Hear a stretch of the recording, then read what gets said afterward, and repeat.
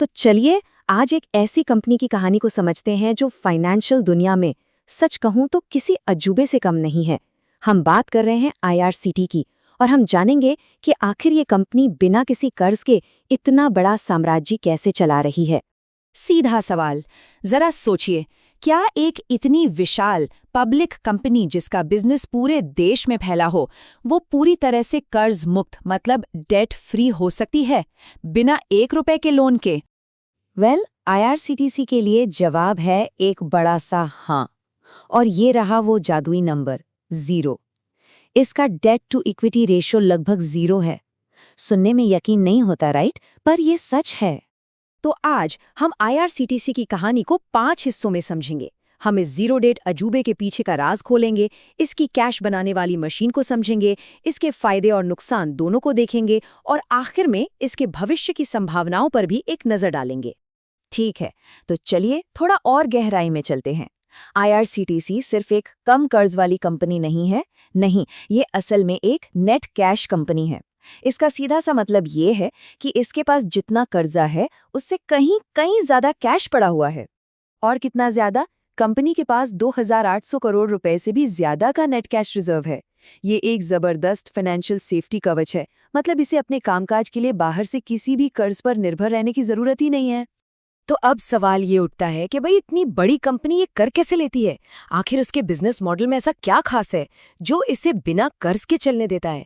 इसका राज ना इन 4 मजबूत पिलर्स में छिपा है। पहला, इसका बिजनेस ही ऐसा है जो खूब सारा कैश बनाता है।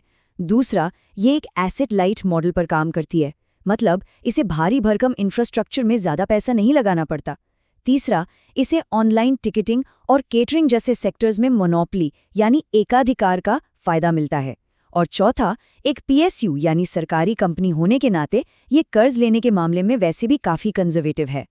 इसके रेवेन्यू को देखिए, पैसा तो कई जगह से आता है, पर असली कैश इंजन जो पैसों की बारिश करता है वो है इसका टिकटिंग बिजनेस, जिसमें मार्जिन बहुत तगड़ा होता है। तो सबसे जरूरी बात यही है, जब भी कोई टिकट बुक करता है पैसा सीधा कंपनी के पास एडवांस में आ जाता है। ये एक high margin cash upfront model है। और जब कैश पहले ही जेब में आ रहा हो तो बैंक से उधार लेने की जरूरत ही क्या है? यही है इसकी जीरो डेट सिचुएशन का असली राज। चलिए अब देखते हैं कि असल में इसका फायदा क्या होता है। कर्ज ना होने का मतलब है कि कंपनी ने अपने चारों तरफ स्थिरता का एक मजबूत किला बना लिया है। आइए देखते हैं इस किले के अंदर क्या क्या फायदे हैं। बिना कर्ज के ब्याज चुकाने का कोई बोझ ही नहीं है। कंपनी के डूबने का खतरा लगभग 0। ये आर्थिक मंदी को आसानी से झेल सकती है। और सबसे जरूरी बात, ये अपने शेयर होल्डर्स को डिविडेंड के रूप में लगातार मुनाफा दे सकती है। और ये सिर्फ थ्योरी नहीं है, आंकड़े देखिए। नेट प्रॉफिट मार्जिन है लगभग 28% और रिटर्न ऑन इक्विटी 30% से भी ज्यादा। आसान भाषा में कहें तो शेयर होल्डर्स के लगाए हर 100 रुपए पर कंपनी 30 रुपए से ज्यादा कमा रही है। ये कमाल के आंकड़े हैं जो सीधे तौर पर 0 ब्याज की लागत का नतीजा है। यहाँ तक तो सब बहुत बढ़िया लग रहा है, लेकिन कहानी यहीं खत्म नहीं होती। जीरो डेट होना हमेशा अच्छा हो जरूरी नहीं। अब हम सिक्के का दूसरा पहलू देखेंगे, यानी ग्रोथ की दुविधा। तो यहाँ एक ट्रेड ऑफ है। एक तरफ है जबरदस्त प्रॉफिट, सेफ्टी और डिविडेंड, लेकिन दूसरी तरफ कर्ज का इस्तेमाल ना करने का मतलब धीमी ग्रोथ हो सकता है। एक्स्ट्रा कैश बस यूं ही पड़ा रह सकता है। और सबसे बड़ी बात, ग्रोथ के लिए कंपनी फाइनेंशियल रिस्क के बजाय सरकारी नीतियों पर बहुत ज्यादा निर्भर हो जाती है। और ये शायद इस पूरे एनालिसिस का सबसे जरूरी पॉइंट है। आईआरसीटीसी के लिए असली रिस्क उसके बैलेंस शीट में नहीं है, ये बाहर के माहौल में है। पॉलिसी में एक छोटा सा बदलाव या इसकी मोनोपोली का खत्म होना ही सबसे बड़ा खतरा है। और इतनी मजबूत बैलेंस शीट के बावजूद कुछ चिंताएं तो सामने आ ही रही हैं। बढ़ती लागतों से मार्जिन पर दबाव है, एम्प्लॉय कॉस्ट हर साल 15% बढ़ रही है और रेवेन्यू ग्रोथ अब पहले जैसी तूफानी नहीं रही। ये सारी बातें कंपनी के भविष्य की क्षमता पर सवाल उठाती हैं। तो ये हमें हमारे आखिरी विश्लेषण पर लाता है, सेफ्टी और पोटेंशियल के बीच का संतुलन।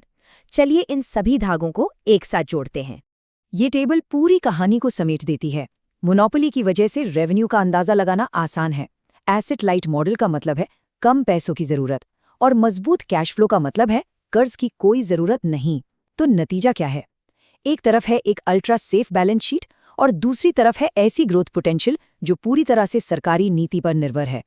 तो निचोड़ ये है कि आईआरसीटीसी की असली ताकत उसके कर्ज से बचने में नहीं है, बल्कि एक ऐसे बिजनेस मॉडल में है जिसे शुरू से ही कर्ज की जरूरत ही नहीं है। और जाते जाते मैं आपको इन 2 सवालों के साथ छोड़ना चाहूंगा। क्या आईआरसीटीसी बिना कर्ज का सहारा लिए अपनी ग्रोथ की क्षमता को अनलॉक कर सकती है? और बड़ा सवाल, अगर सरकारी नीतियां बदल गईं तो क्या होगा? और आखिर में एक जरूरी बात, ये विश्लेषण सिर्फ जानकारी और पढ़ाई के मकसद से है। ये किसी भी तरह की खरीदने या बेचने की सलाह नहीं है। कोई भी निवेश करने से पहले हमेशा अपनी रिसर्च करें और किसी फाइनेंशियल एडवाइजर से सलाह जरूर लें।